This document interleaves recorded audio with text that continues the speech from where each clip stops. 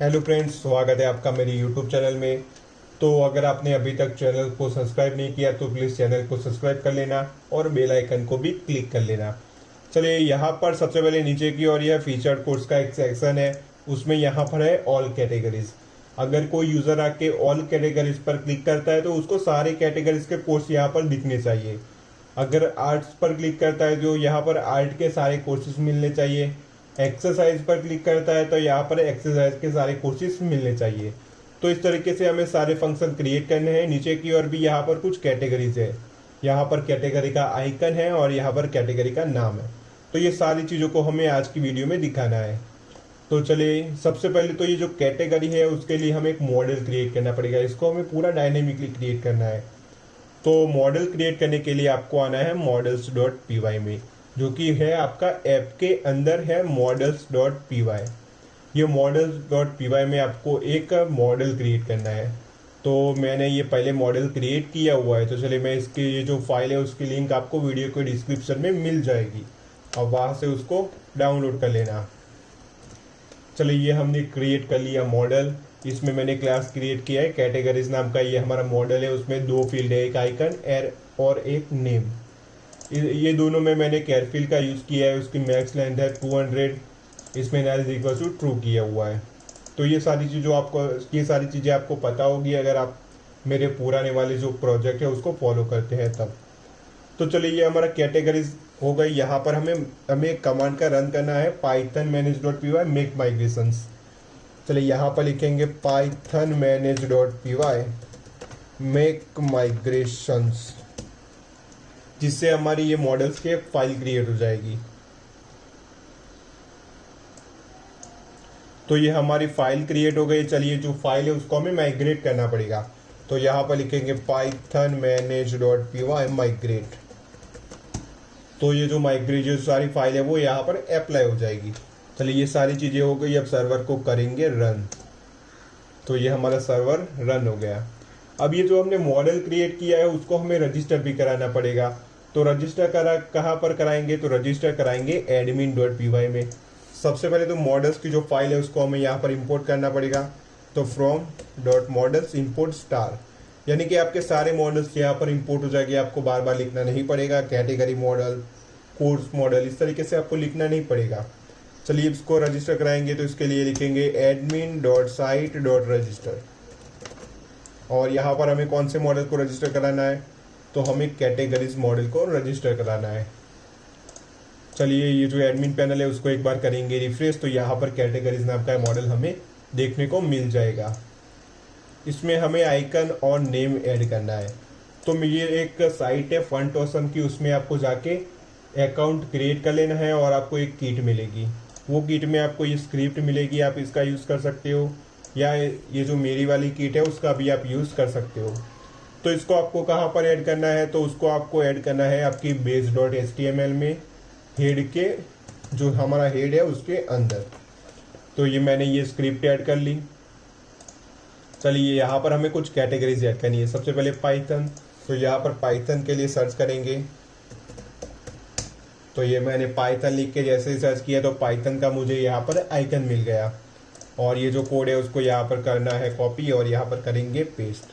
Simply आपको यहाँ पर जो ये जो LI है वो नहीं चाहिए, हमें सिर्फ ये FA ब्रांड्स, FA पाइथन, ये वाला कोड ही चाहिए।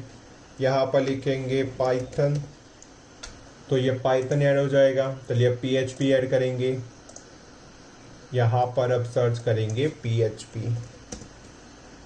तो यहाँ पर PHP का आइकन मिल गया। इसको करेंगे कॉपी, ऐड कैटेगरी, इसमें पहले को पेस्ट कर लेते हैं और यहाँ से बीच में इसको कर देंगे कट, और ये LI निकाल के यहाँ पर इसको कर देंगे पेस्ट, PHP। चलिए, उसके बाद जावा के कोर्स को भी ऐड कर लेते हैं। जावा की कैटेगरी है तो जावा, तो ये जावा आ गया। इसके कोड को यहाँ से किया कॉपी, ऐड कैटेगरी, आइकन में पेस्ट किया। ये बीच वाला कोड को मैंने कर दिया कट, LI को निकालेंगे और उसकी जगह पर ये कोड को पेस्ट करेंगे और यहाँ पर लिखेंगे जावा।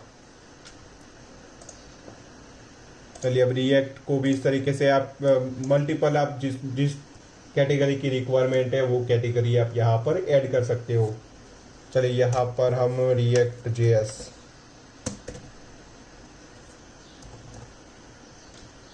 तो ये रहा रिएक्ट। तो रिएक्ट के कोड को यहाँ से किया कॉपी, यहाँ पर किया पेस्ट।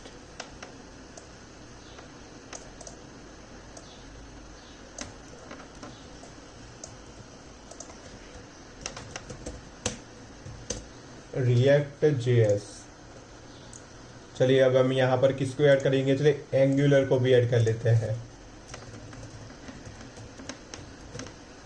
एंगुलर, ये रहा एंगुलर का आइकन। चलिए इसको यहाँ से करेंगे कॉपी और एक और कैटेगरी। चलिए ये जो बीच वाला कोड है उसको करेंगे कट और यहाँ पर इसको करेंगे पेस्ट, जिसका नाम था एंगुलर।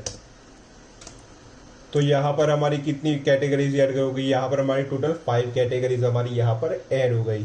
चलिए ये सारी कैटेगरीज हमें कहाँ पर दिखानी है, तो ये सारी कैटेगरीज हमें यहाँ पर दिखानी है और यहाँ पर भी हमें कुछ इस तरीके से दिखानी है। तो चलिए वो किस तरीके से दिखाएंगे, तो ये सारे टैब्स है उसको पहले मैं कर दूंगा क्लोज।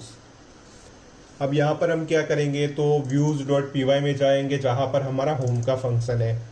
तो ये सारी ये पेज कौन सा है, तो ये पेज होम वाला है, तो हमें ये सारी चीज़ें करनी पड़ेगी होम पेज में। तो यहाँ पर हम कैटेगरीज मॉडल का यूज़ करने वाले हैं, उसके सारे डेटा को हमें फैच करवाना है। तो ये जो कैटेगरीज वाला मॉडल है उसको हमें इंपोर्ट करना होगा views.py में। तो इंपोर्ट कैसे कराएंगे, तो फ्रॉम ऐप के अंदर है app.models इंपोर्ट कैटेगरीज, ऐप के अंदर है मॉडल्स। चलिए ये जो ऐप है उसके अंदर है models.py, उसके अंदर है कैटेगरीज नाम का एक मॉडल। तो चलिए ये सारी चीज़ें मिल गई। यहाँ पर एक वेरिएबल क्रिएट करेंगे कैटेगरी, और ये कैटेगरी में क्या स्टोर करेंगे, तो models categories dot objects dot all. ये जो कैटेगरी वाला मॉडल है उसके सारे ऑब्जेक्ट हमें चाहिए। चलिए इसको प्रिंट करके देख लेते हैं ये हमें मिलता है या नहीं। चलिए देखते हैं, इसको एक बार करेंगे रिफ्रेश।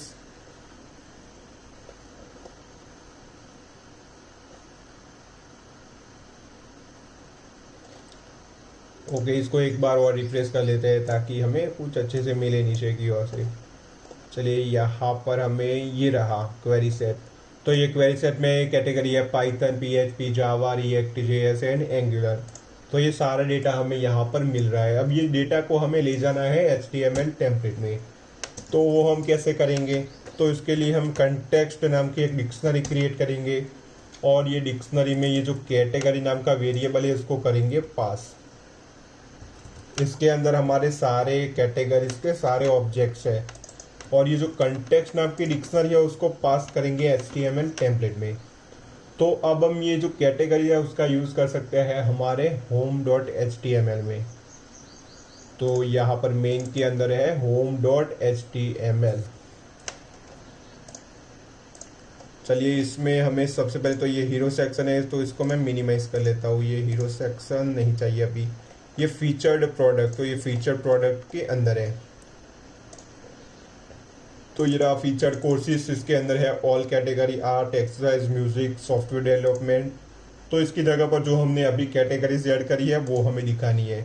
तो ये ऑल कैटेगरीज आपको ऐसे ही रखना है, उसके बाद ये आर्ट वाली भी रखना है, क्योंकि ये जो आर्ट वाली है उसके अंदर हम फॉर लूप लगाएंगे और उसके अलावा सारी कैटेगरीज है उसको हम निकालेंगे।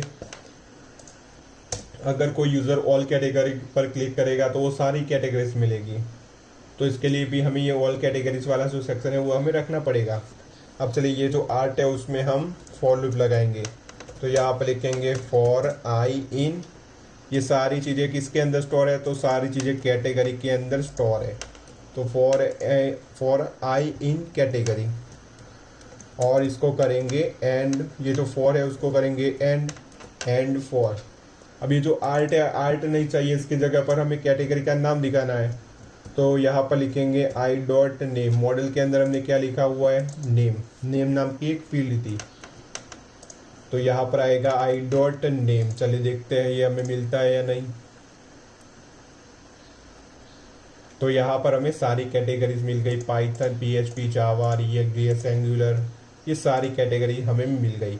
और यहाँ पर एक दिक्कत है, अगर हम इसके पीछे कोई और कैटेगरीज ऐड करेंगे तो इसका जो UI है वो कुछ चेंज हो जाएगा, वो कुछ अच्छे से नहीं मिलेगा। तो हमें ऐसा करना है, यहाँ पर हमें सिर्फ 5 ही कैटेगरी दिखानी है।